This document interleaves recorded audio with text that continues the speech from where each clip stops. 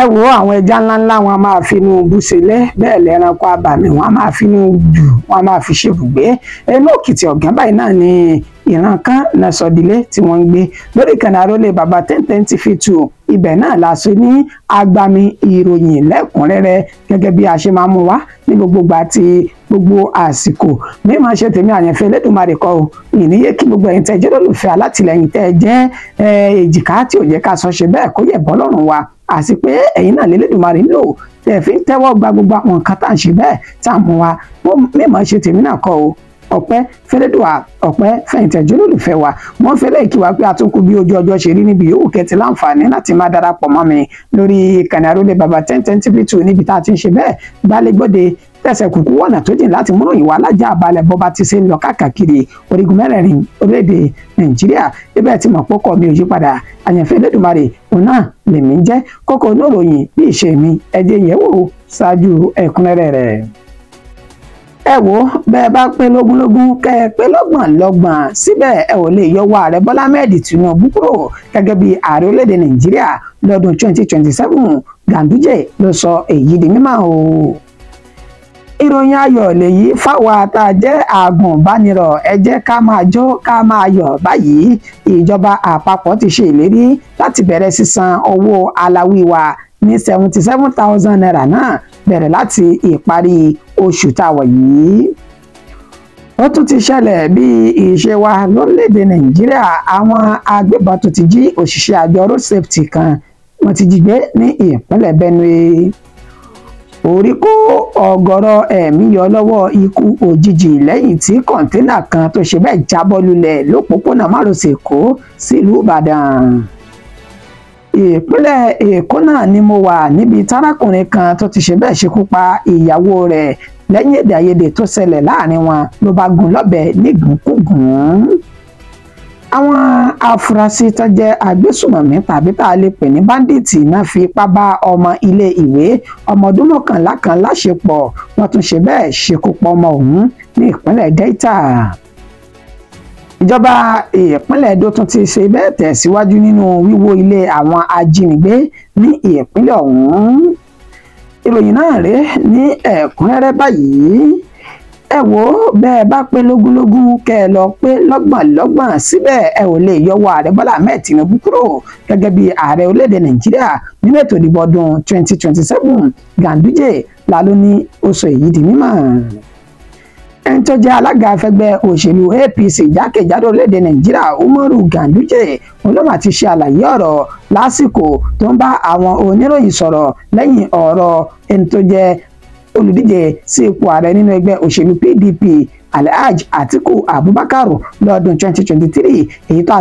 a sọ dímọ̀ pé ó sọ ní àná òde yìí níbi ìpàgọ́ kan tó wáyé ní olúìlú yìí tí ń ṣe Àbújá níbi tí òun àtàwọn èèkàn kan nínú ẹgbẹ́ òṣèlú kọ̀ọ̀kan lórílẹ̀‐èdè Nàìjíríà náà ti péjú náà ti pèsè àṣẹ ní àlàyé pé Atiku Abubakar nígbà tó ń fèsì sí ìbéèrè àwọn ènìyàn pé ṣe é ṣetán láti kórapọ̀ láti ṣe àtakò fẹ́gbẹ́ òṣèlú APC kẹ́ ẹ lè yọ ọwọ́ kílàńkó ààrẹ Bọ́lá Ahmed Tinubu lórí àléfà bó bá dọdún 2027 Atiku fèsì lánàá òde yìí níbi tó ti ṣe ní àlàyé pé bẹ́ẹ̀ ni àwọn ti ṣetán báyìí láti ṣe ìfọwọ́sowọ́pọ̀ yọ ààrẹ Bọ́lá Ahmed Tinubu kúrò lórí àléfà gẹ́gẹ́ bí ààrẹ bó bá di ètò ìdìbò lọ́dún 2027 ó ṣe ní àlàyé wípé àwọn ẹgbẹ́ òṣèlú APC àwọn náà bẹ̀rẹ̀ sí ní rọ́wọ́ mú láti ọdún 2015 lásìkò tí gbogbo àwọn ẹgbẹ́ kọ̀ọ̀kan tá ṣe bẹ́ẹ̀ kóra wọn jọ papọ̀ gẹ́gẹ́ bí ó ti ṣe náà rẹ̀ pé ẹgbẹ́ Action Congress of Nigeria tá a mọ̀ sí ACN tó di APC lẹ́nìí àti Congress of Progressive Change CPC New People's Democratic Party New PDP àti All Progressive Grand Alliance APGA nínú èyí tó ti ṣe náà pé lọ́dún 2013 àti 2014 náà foríkorí tó sì ṣe bẹ́ẹ̀ sọ ẹgbẹ́ ọ̀hún di ọ̀kan ṣoṣo tó di ẹgbẹ́ òṣèlú APC lẹ́nìí ó ní bá ṣe fọwọ́sowọ́pọ̀ ló jẹ́ kan yọwọ́ kíláńkó ẹgbẹ́ òṣèlú PDP kúrò lórí àléfà lọ́dún náà lọ́hùn-ún wọ́n ní báyìí àwa náà ti ṣetán láti ṣe bẹ́ẹ̀ fọwọ́sowọ́pọ̀ pẹ̀lú ẹgbẹ́ òṣèlú tó kù ní orílẹ̀-èdè Nàìjíríà ká lè yọ ẹgbẹ́ òṣèlú APC kúrò lórí àlééfà nígbà tí ẹni tó jẹ́ alága ẹgbẹ́ òṣèlú APC tí ó máa fèsì padà ó ṣe ní àlàyé pé ọ̀rọ̀ tí Alhaji Atiku Abubakar tó sọ yìí ó ní kò tiẹ̀ nà wọ́n lára bẹ́ẹ̀ làwọn kò tiẹ̀ ríro ó ní torí wípé gbogbo wọn ò tó ọ̀kan níwájú ẹgbẹ́ òṣèlú APC ó ṣe ní àlàyé wípé ẹgbẹ́ ọ̀hún ó ní wọ́n ní ìfẹ́ ara wọn nìkan tó jẹ́ pé tara mi ni mo mọ̀ ó dá gbogbo wọn láàmú inú ẹgbẹ́ alátakò lórílẹ̀‐èdè Nàìjíríà ó ní tí wọ́n tún sára wọn jọ láti inú ẹgbẹ́ òṣèlú kọ̀ọ̀kan ó ní sẹ́yìnbà wípé ojú ọ̀tọ̀ọ̀tọ̀ àti wòye sí wọn kò lè jọra wọn ni àti wípé àwọn ìmọ̀ràn tí kò dáa ó ní wọ́n mọ̀ gbára wọn tòró ní kúlùkù wọn láti inú ẹgbẹ́ ọ̀tọ̀ọ̀tọ̀ ló wá láti di adarí nínú ẹgbẹ́ tó wù kán lè dákalẹ̀ ó ní fún ìdí èyí àwọn ò fi ọ̀rọ̀ wọn ṣe o àti pé ọkàn àwọn balẹ̀ nínú ètò ìdìbò tọdún 2027 bí ààrẹ Bọ́lá Ahmed Tinubu yóò jáwé olúborí torí pé ààrẹ ń ṣe gudugudu méje òun àti yàyà mẹ́fà lásìgbà tí ààrẹ ti wà lórí àlééfà gẹ́gẹ́ bí ààrẹ orílẹ̀-èdè Nàìjíríà fún ìdí èyí àwa fi ọkàn wa balẹ̀ àfọ́ rárá bó ṣe lè wù kán pọ̀ tó bọ́n bá pé wá wọn ò ní pé lọ Umaru Abdullahi Ganduje alága ẹgbẹ́ òṣèlú APC ló sọ èyí di mímọ̀. ìròyìn ayọ̀ òun lélẹ́yìí jẹ́ fáwọn tá a jẹ́ àgùnbánirọ̀ ẹ jẹ́ ká máa jó báyìí ká sì máa yọ̀ mùtọ̀mùtọ̀ ìjọba àpapọ̀ ti ṣe ìlérí láti bẹ̀rẹ̀ sísan owó aláwí 77,000 lóṣù yìí o gẹ́gẹ́ bí ẹni tó jẹ́ ọ̀gá àgbà fún àjọ NYSC tásẹ̀sẹ̀ yàn tí ààrẹ Bọ́lá Ahmed Tinubu ṣẹ̀ṣẹ̀ kéde rẹ̀ ìyún Brigadier General Ọlákúnlé Nafiu bó ṣe ṣe ní àlàyé lánàá òde yìí lásìkò tó ń ṣe àbẹ̀wò sí àwọn agùnbánirọ̀ tí wọ́n wà ní Wuse àti Gàkí lólùlulẹ̀ yìí tí ń ṣe Àbújá ibẹ̀ ló ti sọ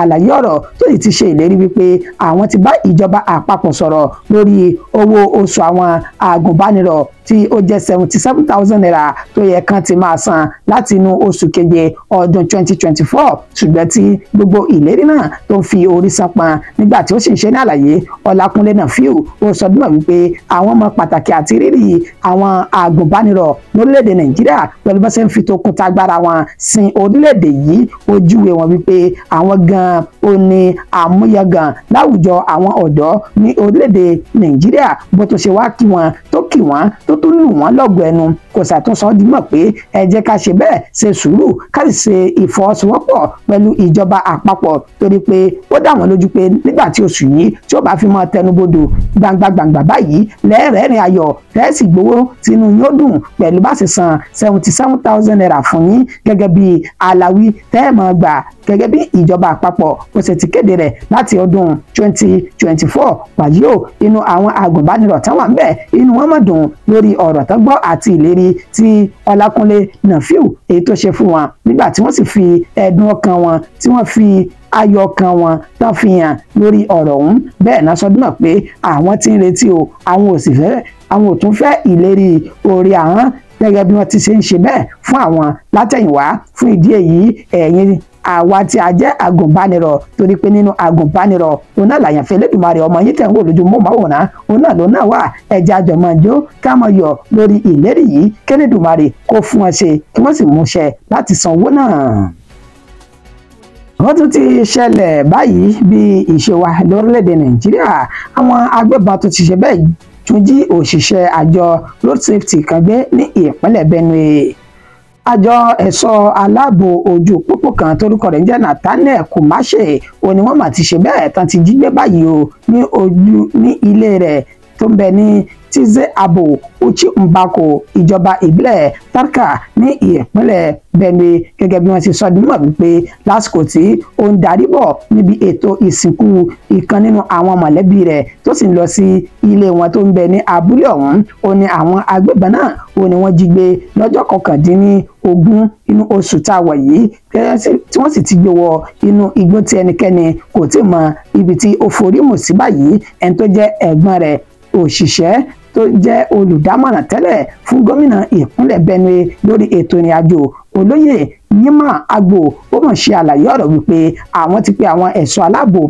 ẹ̀ṣọ́ ara ẹni làbòlú ọlọ́pàá àtàwọn tí ọ̀rọ̀ kàn wípé kádàkùn kádàbọ̀ kábàámọ̀ gbé ìgbésẹ̀ lórí wọ́n ṣe àwárí arákùnrin tí wọ́n jí gbé yìí tó jẹ́ òṣìṣẹ́ àjọ road safety. Bẹ́ẹ̀ ni wọ́n ti ṣe bẹ́ẹ̀ fi ọ̀rọ̀ náà tó àjọ road safety létí níbi tí alukoro wọn náà tó ti fi ìṣẹ̀lẹ̀ náà tó ti fi múlẹ̀ níbẹ̀ tó sì ní àwọn ti bẹ̀rẹ̀ ìwádìí lórí wọ́n ṣe bẹ́ẹ̀ ṣe àwárí arákùnrin Nathaniel Kumaṣe èyí tí àwọn agbébọn náà tí wọ́n jí gbé. Orí kó ọ̀gọ̀rọ̀ ẹ̀mí yọ lọ́wọ́ ikú òjijì lẹ́yìn tí kọ̀ńténà ńlá kan tó ṣe bẹ́ẹ̀ jábọ́ lulẹ̀ lópòpónà márosẹ̀ Èkó sílùú Ìbàdàn.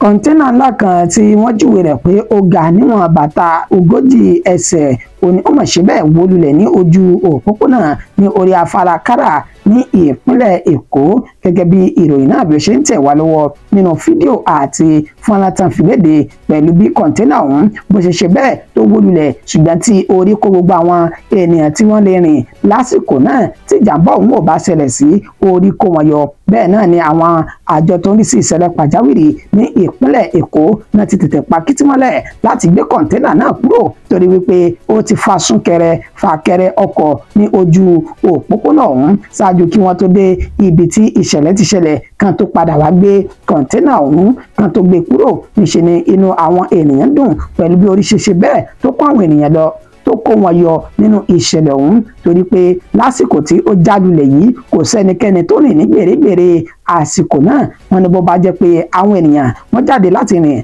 lásìkò ọ̀hún ni ìtàwé ìkọ́ni àbámáwí fún ìdí èyí ògo ni f'Olúwa lókè ọ̀run. Situation reports. I think they have brought a crane now to remove the container, to lift the container off the trailer's body. That's the container they are removing from the trailer. A crane has come to remove the container from the trailer. This has caused so much traffic. It's on a gridlock, it don't cause, not be saying a traffic, it's on a gridlock. Stand still. This container fell. The trailer even hit another truck that fell off the bridge from on top of the bridge. Ìpínlẹ̀ Èkó òun náà ni mo wà níbi tárákùnrin kan tó ti ṣe bẹ́ẹ̀ ṣekú pa ìyàwó rẹ̀ lẹ́yìn èdè àìyedè tó ṣẹlẹ̀ láàrin àwọn méjèèjì.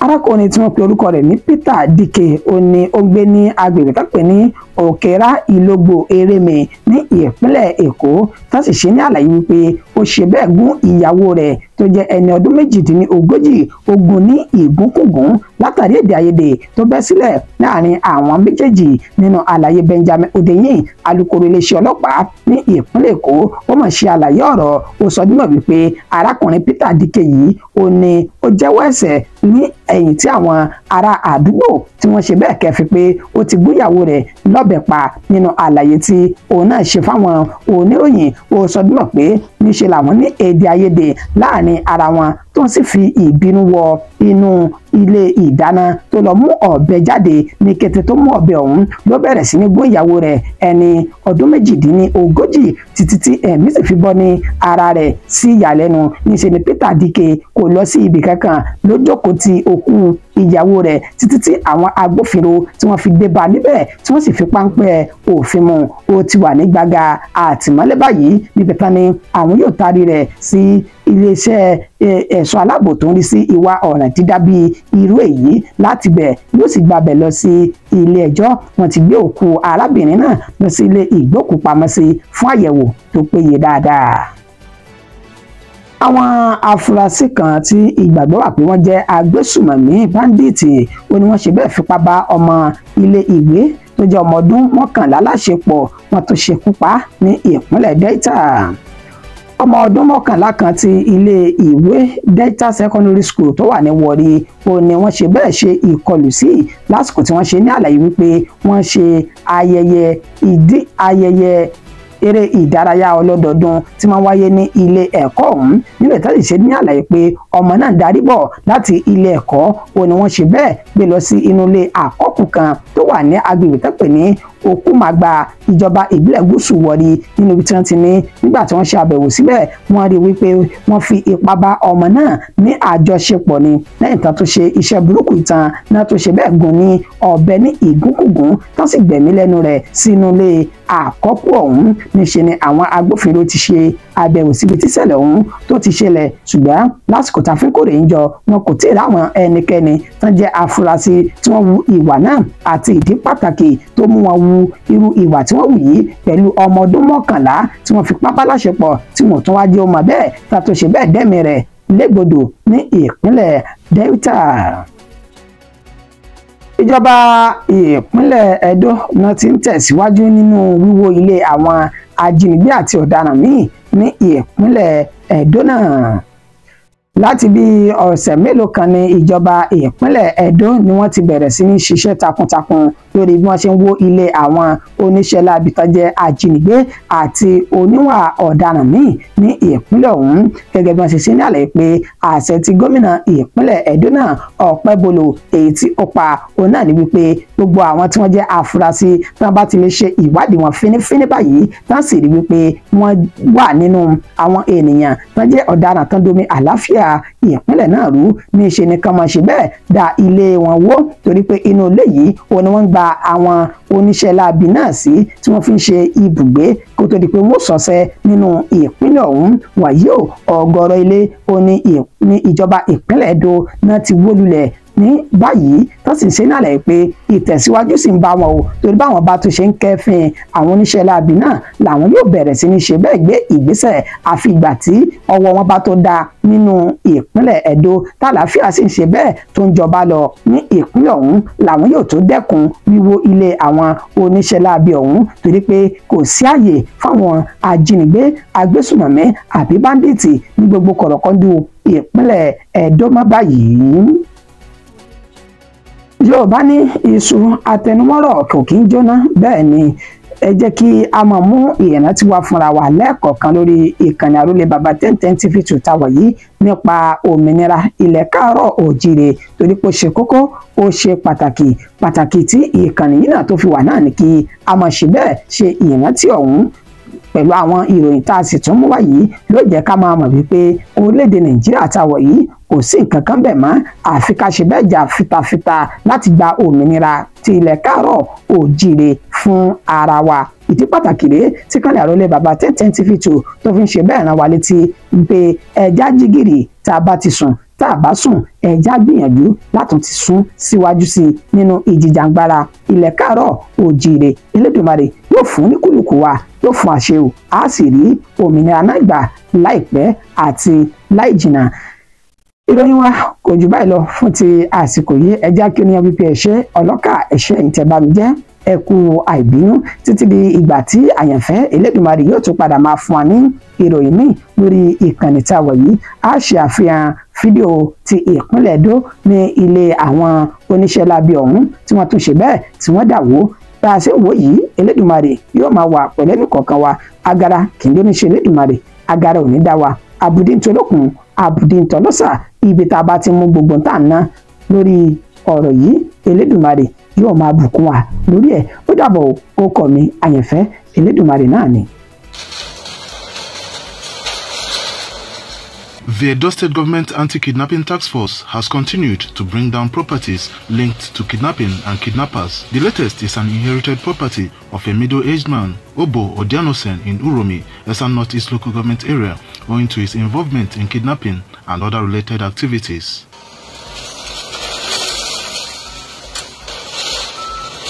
Confessing to the crime before the demolition, Obo explained he recently received 800,000 naira as proceeds from ransom of 5 million naira paid by relatives of a kidnapped victim in Eboma. We carry for Eboma for Umudumu, but we carry want to square for roads. So when the machine one give me, now we go take carry and go inside Uromi bush there. So from there now 3 days now we spend for there for the 5 million naira. I feel bad because my family they are going to suffer because they don't get house again. Anybody that see crime should run for crime. Crime is not good. Special advisor to Governor Okpebholo on security affairs, Paul Akere, after supervising the demolition, insisted that Governor Monday Okpebholo will not relent until kidnapping is totally eradicated in the state. On his part, Commander of the task force, SP Michael Aneto, noted that the suspect, who belongs to a 5-man gang of kidnappers, confessed to the crime. This is the 4th one, but my advice to everybody, there is no peace for the wicked. Those ones that are still kidnapping, they should continue. And government will also continue with them. He told me he has followed them once. With the guy called Palmer, the other one went to destroy his house at Turum the other time. But I'm advising those who are watching what is happening now, they should stop for me because the governor is not ready to rest. And with the task force we had with SA Security, we are not giving up. The task force reiterated its readiness to work round the clock to ensure the total eradication of kidnapping in Edo State.